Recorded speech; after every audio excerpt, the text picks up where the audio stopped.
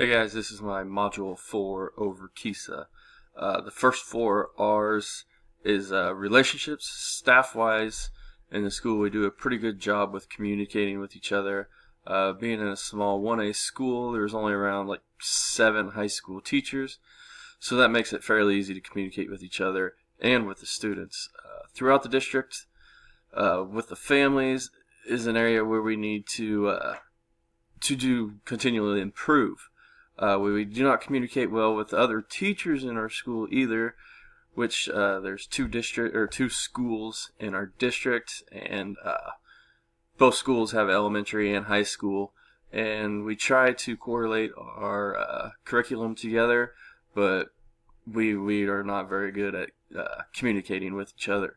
And that is something that needs to be worked on. With the families of the district, the only communication we seem to get is when something negative happens, such as grades or discipline issues.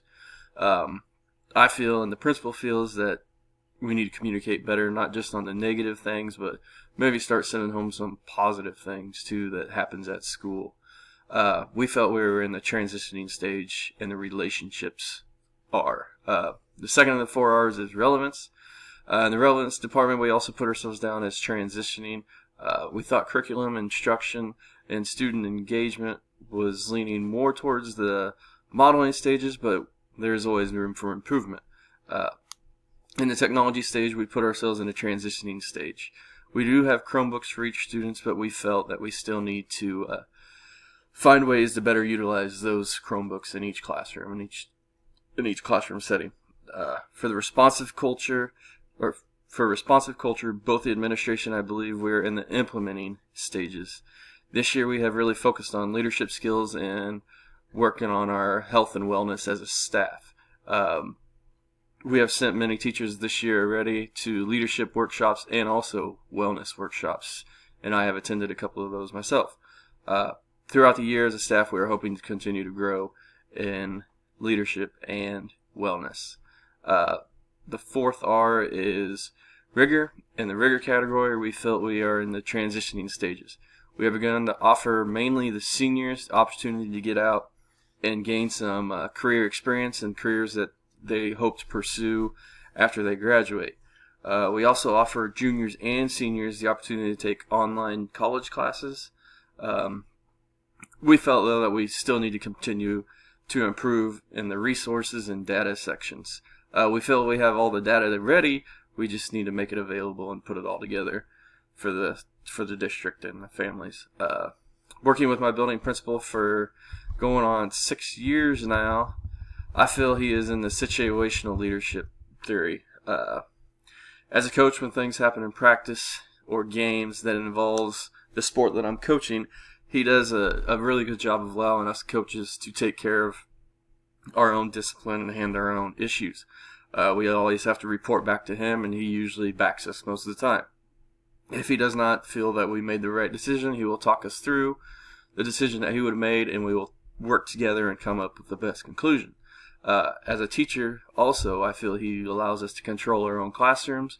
He kind of lets us be, and it's the same as coaching. If an issue arises and he disagrees with how we handled it, we will talk through, and we will both come to a solution. When it comes to the curriculum part, he always steps up and does his job and kind of takes that, I'd say, dictatorship role and kind of tells us where we need to go with our curriculum and how to improve.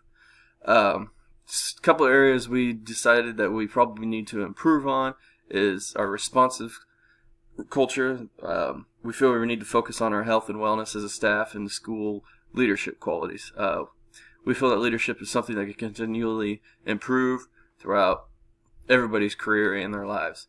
If I was an administrator, I'd look into Standard 1 Part E, which says review the school's mission and vision and adjust them to changing expectations and opportunities for the school and changing needs and situations of students. As an administrator, you need to constantly evaluate your school goals and mission and make sure they align with the constant change of the students and your school's culture. Standard 1 Part G, model and pursue the school's mission, vision, and core values in all aspects of leadership. This is something you definitely need to do as an administrator, and I feel that you need to hold your staff accountable to model the school goals and their visions. If students see the admin and staff not following a school's goal and values, then the students won't be far behind in following along in their footsteps, and you will not reach the school's ultimate goals. Standard 2, Part C, under Effective Leaders, it says we need to put children at the center of education and accept responsibility for students' academic success and well-being. This is something I feel really needs to be stressed as an administrator. I feel that it is some teachers' goals to see how many kids they can flunk or just not pass. As a teacher, flunking students is not what we are here to do. We are here to teach them and give them the proper needs, meet their needs to make sure that they pass. I feel it reflects poorly on the teacher if the student does flunk and when we do not do what is possible to help them.